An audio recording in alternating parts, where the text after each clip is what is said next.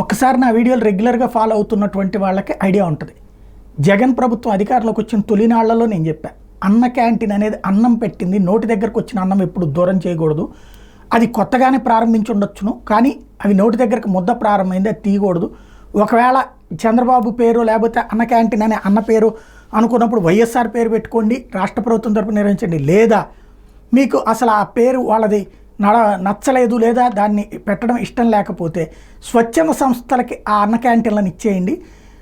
ఏ సత్యసాయి సేవా సమితో లేకపోతే షిరిడి సాయి సేవా సమితో లేకపోతే వాసవి సత్రాలు ఇట్లాగ ఉంటారు, వాళ్ళకి ఇచ్చేస్తే వాళ్ళే డబ్బులు కలెక్ట్ చేసుకుని రోజు అన్నదానాలు చేస్తుంటారు.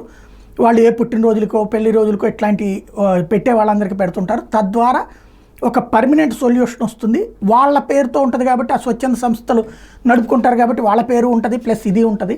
చక్కగా అట్లా ఏర్పాటు చేయండి, కానీ శాంతం మూసేయడం కరెక్ట్ కాదని ప్రస్తావించారు. ఇప్పుడు చంద్రబాబు గారు అది నిరూపించి చూపెడుతున్నారు. అన్న క్యాంటీన్లకు సంబంధించి ఒక బ్యాంక్ అకౌంట్ పెడితే చక్క డబ్బులు వచ్చి పడుతున్నాయి. మన దాన్ని ఏమంటారు, గూగుల్ పేలో వీటిట్లో కూడా పే చేసేటటువంటి అవకాశం ఉంది. దాంతో 100 రూపాయలు, 500, 1000, 10,000 ఇట్లాగే వేస్తున్నటువంటి వాళ్ళు క్రమంగా పెరిగిపోతున్నారు. నిన్న ప్రారంభించినటువంటి ఏదైతే చంద్రబాబు గారు అన్న క్యాంటీన్ విరాళాలకు సంబంధించి బ్యాంక్ అకౌంట్ వివరాలు చెప్తే ఆ వెంటనే 2 కోట్ల రూపాయలు తొలి రోజునే వచ్చేసినాయి. అంటే పరిస్థితి అర్థం చేసుకోవచ్చు. రాబోయేటటువంటి రోజుల్లో అన్న క్యాంటీన్లు అనేటటువంటిది మరింతగా ముందుకు వెళ్ళేటటువంటి అవకాశం అయితే స్పష్టంగా కనబడుతోంది.